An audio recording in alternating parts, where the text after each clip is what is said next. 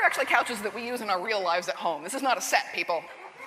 Harrison has an empty living room right now, just so you know.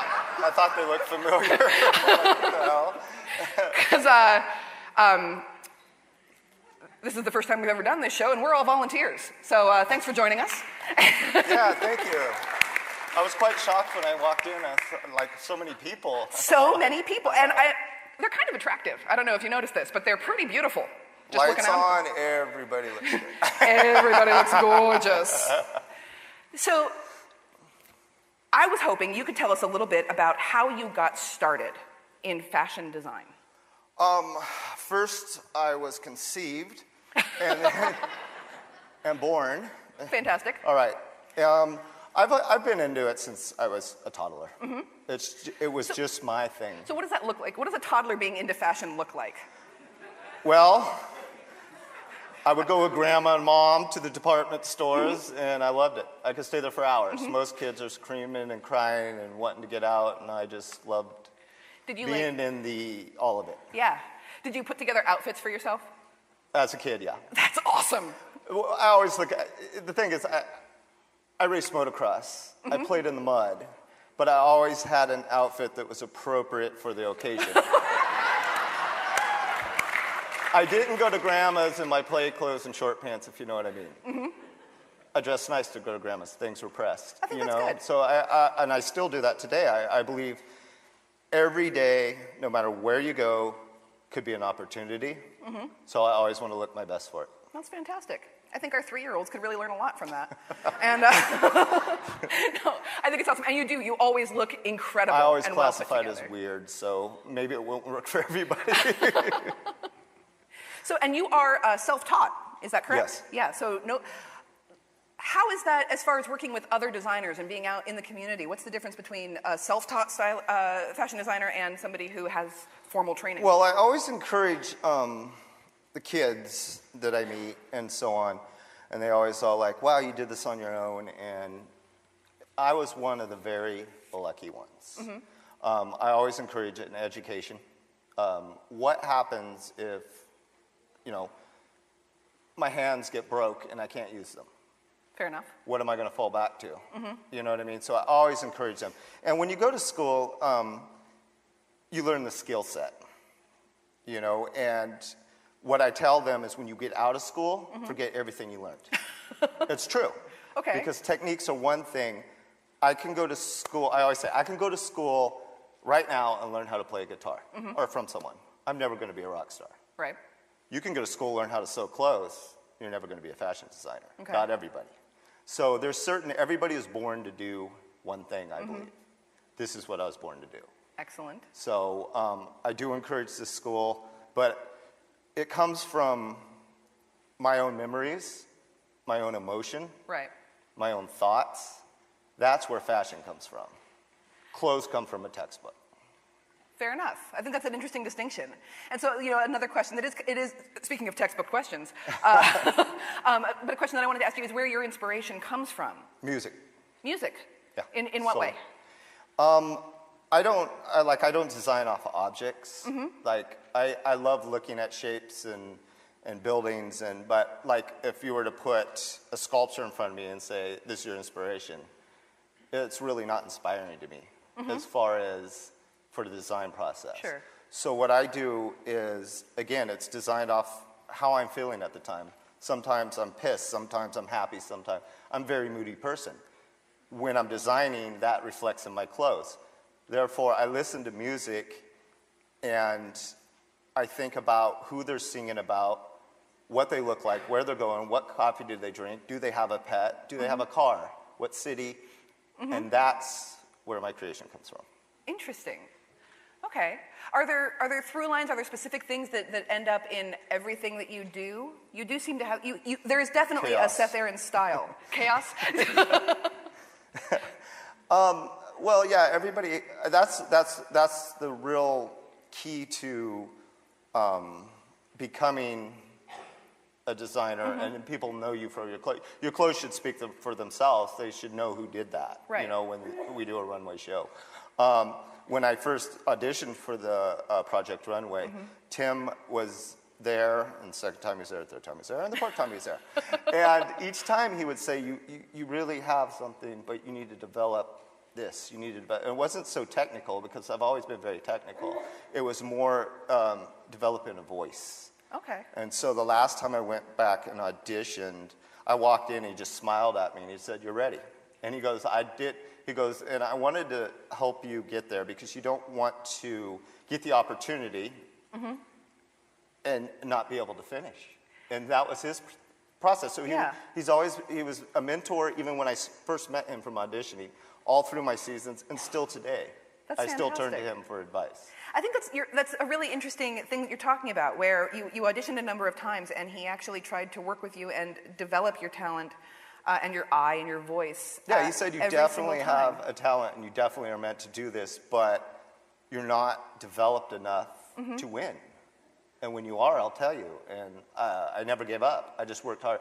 It made me, when someone tells you, some people get defeated by criticism.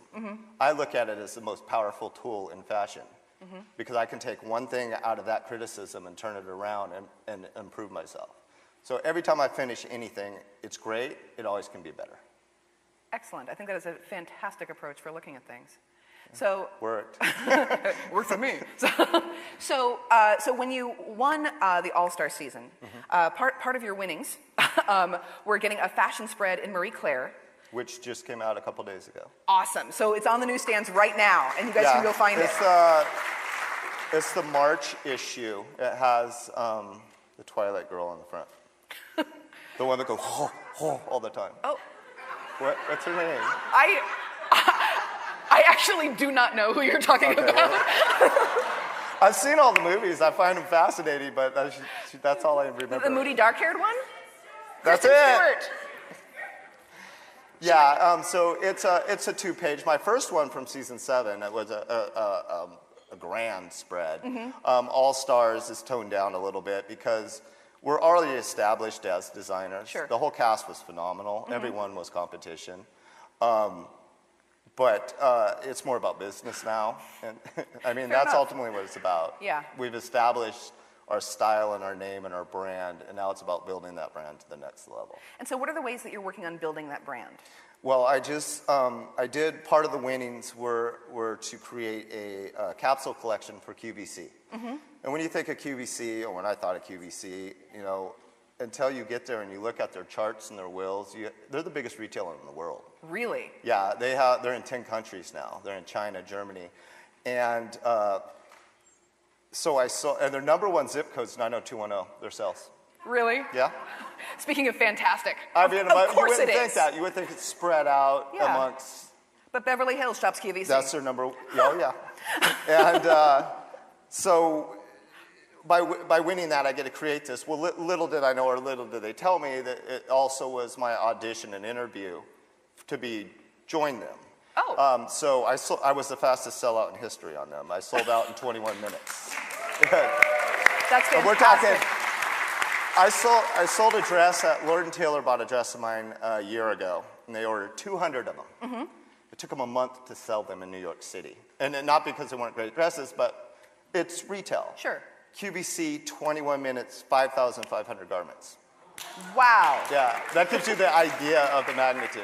That's incredible. So immediately after, the CEO called down, said, blah, blah, blah, ran through it. 3 days later, I had a contract. So I signed. I'm full-time with them for my mass retailer now. And the reason I signed with them, and that was a goal of mine, is because I have a black label that is quite pricey because it's very time. But when you're dealing with this kind of volume, any and everybody can buy it and wear it. All sizes, all colors. It's great. I think that's great. great. So yeah, it's really exciting to get emails from some lady in the South that normally would never have anything, and she loves it. And I just think that's the best thing. Yeah. So the next steps for you, you're going to continue working on this, but I've heard that you are moving to LA this summer. We are getting a second home in LA. We're keeping our home here. My son's going to college there next year for film, for cinematic. Great. So the boy can't make top of ramen. So I can't really sit him out on his own. So you're moving down to California so that he can live at home. That's basically so I can keep it out. Yeah, exactly. Hey, how do I make this? Well, you put water in it. I mean, yeah. So but it's also traveling. My design studio is moving there, and expansion. That's about building the label. And I like my family, so it's hard to be away. Yeah. Even a couple days. So this will allow us all to be together and thrive in my next level. Well, good. And I'm glad to hear that you're keeping your house here in Vancouver, so we will see you periodically. It's just right up the street. Yeah. Well, good. A question that I wanted to ask you is, in Vancouver, thinking about our town. Don't get me in trouble.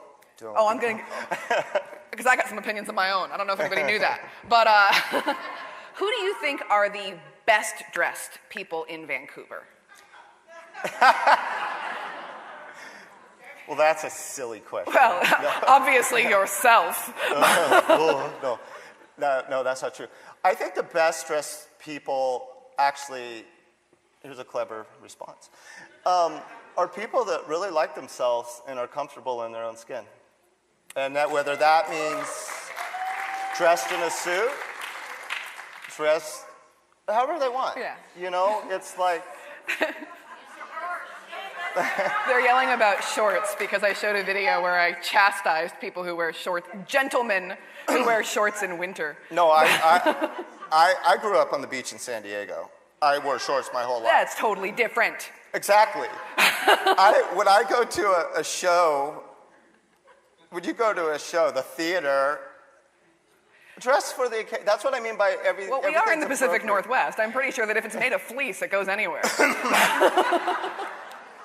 Well, it can be warm. So is there anybody who, now I'm thinking just public figures in general. Is there anybody you would love to get your hands on and dress, like that you would love to specifically design for? In this city? Or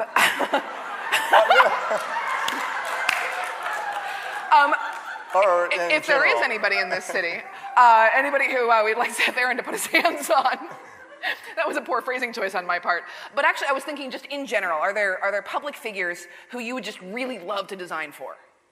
Well, yeah, I mean, there's a lot, and that's the whole point of moving to LA, because I do have a celebrity list going now, and being able for them just to walk in and design for them right there, and then come back and do it. It's just stylists will be able, because every actor, they all have a stylist. They pull 50 dresses from all over, and they work through it, and that's what they ultimately end up at the Oscars. They don't go out and buy these dresses. Yeah. You know, Dior sends them a $20,000 dress because they hope they'll wear it on the red carpet. So I mean, my recent ones that I have more like a lot of TV ones. I have the actors from Grey's Anatomy. I have Lady Gaga, Nicki Minaj. They've all pulled clothes from my firm in LA. Fantastic. To try on and wear in concert and so on. All right. So that's what it's about. I'm willing to dress anybody that wants to do it, you know? Yeah. It's like no matter what show you're on, it doesn't really matter to me. If you're happy with it, then cool. Well, excellent.